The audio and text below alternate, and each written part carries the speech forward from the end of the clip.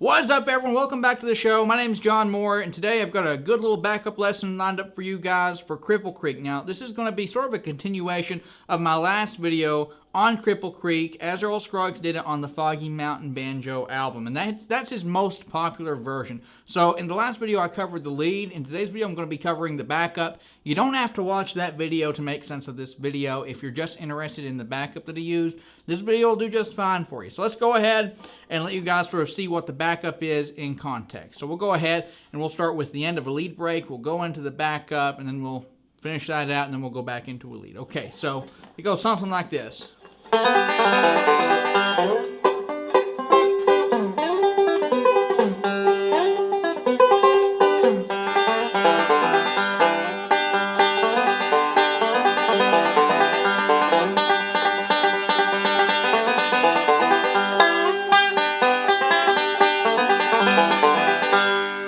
So the backup, it's a really simple little backup. Probably what you're here for is this little bubbly sounding stuff right up here on the neck. So let's go ahead and slow us down real slow for you to let you guys see the individual notes going on up here. Okay, so we're going to start from the top.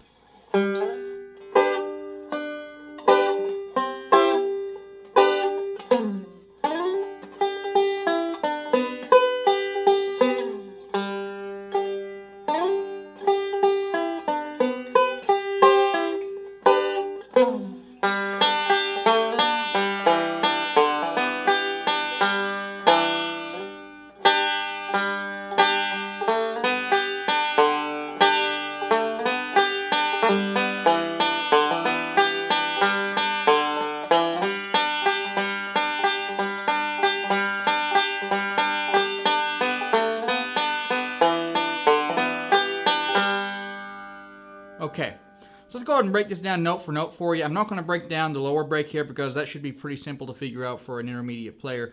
But for the high breaks, I want to break it down note for note for you so you can see the individual little licks and everything. So we're going to start out from our 5th fret. We're going to be coming straight out of our lead break. And then we're going to be sliding up from the 5th fret on the 4th string to the 9th fret. So 5th to the 9th on the 4th. Then a vamp out of the inverted G position. Fill lick on the 3rd, vamp, fill lick on the 4th out of a C position, and then we're going to come straight down pretty quick and get another vamp. Then we're going to do a vamp out of the inverted G without a fill. So.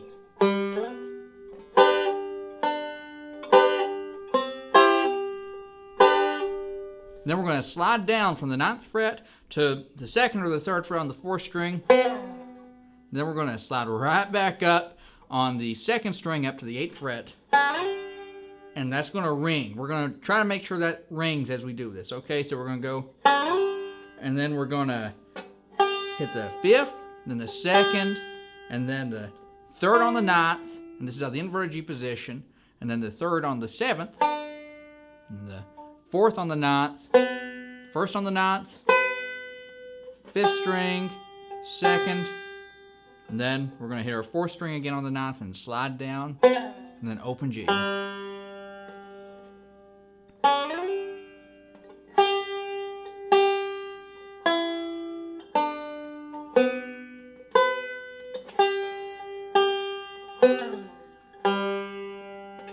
Pinch to fill. Then we're going to slide right back up on the 2nd string again. Then we're going to do 5, 2, 3 on the 9th, 3 on the 7th, 4th, inverted G position, still at the inverted G position, 1st string, so.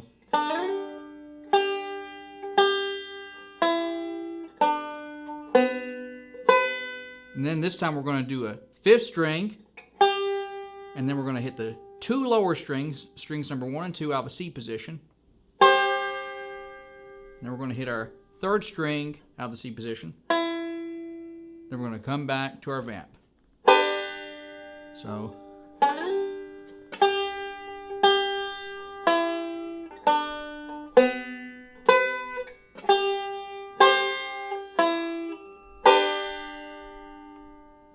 And that's all pretty quick. We're going to get a little bit of swing on that, okay?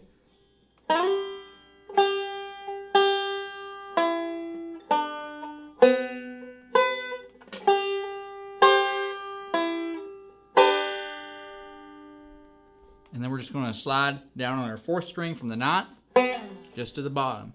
All right, take it all the way down. Then we're going to go to our open string. We're going to do our fill.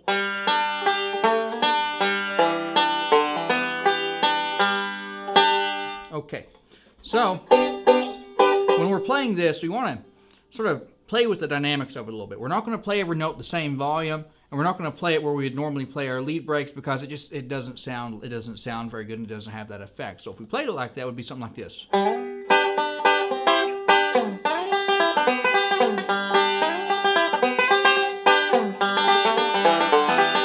Sounds very mechanical. What we want to do instead is kind of put a little bit of swing in it, play it with the time a little bit. Just think about it like just swing with the banjo a little bit as you're doing it, and you want to change the volume a little bit of the individual notes. So hit some notes a little louder than others, and just sort of make it a little bit random. And while you're at it, bring your hand up here and get that sort of soft sound. Maybe mute it a little bit if you're into that on the head of the banjo. Okay, so we might do something like this instead to get more of that Scruggsy sound and more of that bubbly sound. So it might be something like this.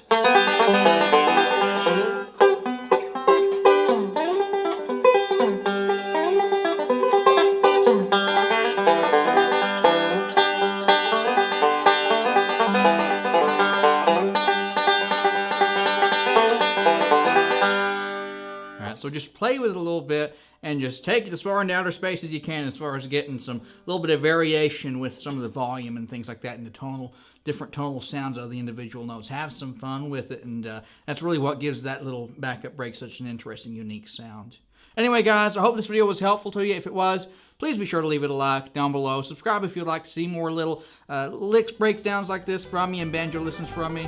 I'll see you in the next one. Later.